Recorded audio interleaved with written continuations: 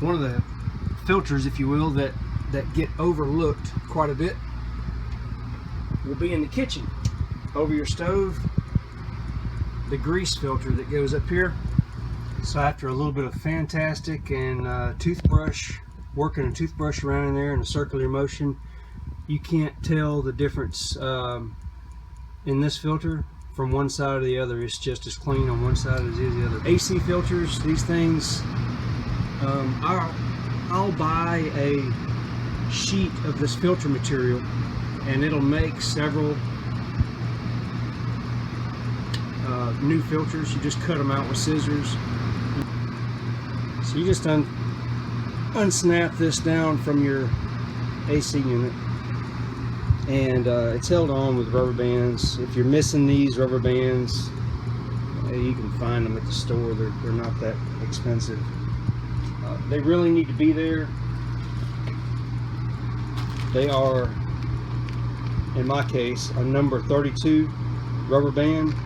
I keep a bag of them because they somehow or another break or get lost or whatever, so easy enough to keep those on hand. But I just take both of these. I got 2 AC units. I'll take them both to the shower, and you know the dirt is on this side, so you want to flip it over and wash from this side. Don't try to push the dirt through the filter. You want to push the water through the filter and knock that dirt off.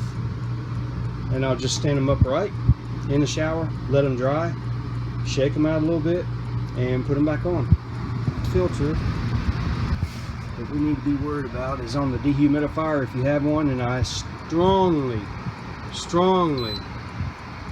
suggest that you get one of these. I've got a video on this one, and it has been remarkable at how much water it can pull out of this RV in a short period of time.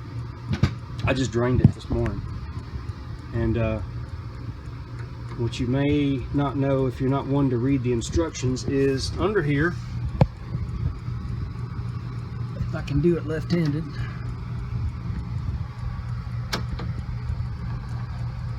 there's a filter. Okay, this thing picks up quite a bit of dirt. Same concept, take it to the shower. You might spray a little cleaner on it, let it sit, shower, spray it off, put it back on, good to go after it dries. There's a couple of things left on the dehumidifier once you get your filter clean. What you want to do is take maybe a paper towel, it's a little damp, and wipe around up in here. You can take a Q-tip, and I'll spray just a little bit of cleaner on it and run it up in these vents. This is where the air comes in, then it hits the filter, then it hits a magical gadget up in there, pulls all the humidity out of the air and blows it out the top. So you get dust accumulating on the intake side, on the filter, and on the exhaust side. You can see right there. The best thing to do is just periodically clean this and don't let it build up. If you let it build up, it's going to be harder to remove. It's easy. A little bit of Fantastic on a Q-tip, just run it in there. Make sure you clean in both the surfaces, so if you stick it in there and you run it in a circular motion, then it's going to get everything cleaned up for you. That's it. Take care of your dehumidifier. It's excellent tool. This is another filter, if you will, that needs to be periodically cleaned. The screen in your bathroom vent fan gathers up dust right here by the fan. Also, what you're going to find when you pull this off is your fan blades collect dust. I'm sure you can see that. Okay, so you knock that off. What I do is just throw that in the shower,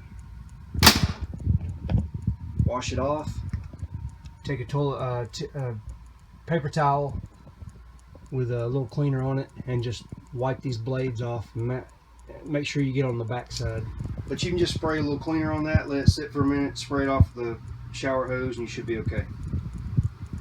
So once you've got your fan blade all cleaned off, you can start cleaning that white plastic cover from the inside. If you're vertically challenged, I would say if you're under 6'3", you may need something, and this is a short ceiling, so anyway, you may need something to put a paper towel along with a little cleaner and clean that seal. I'm just using a broom handle because it happened to be right here. Once you have gotten that underside of that clean enough for your taste, there we go, one little hold out there. Then see, you can wipe all these spots you can't see. What'll happen if you leave this alone?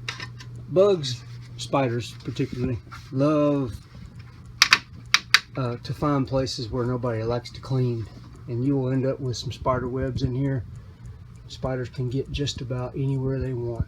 All right, but anyway, what you're left with is this vent screen up here.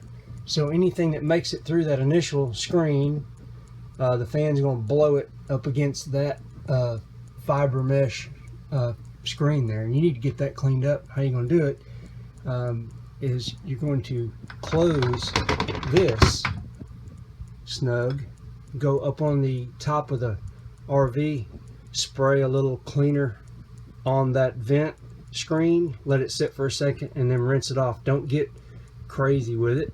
There's no need. It's just a small amount of dust on there, and once you're done, you can come back inside and turn your vent on to dry it. That'll be over.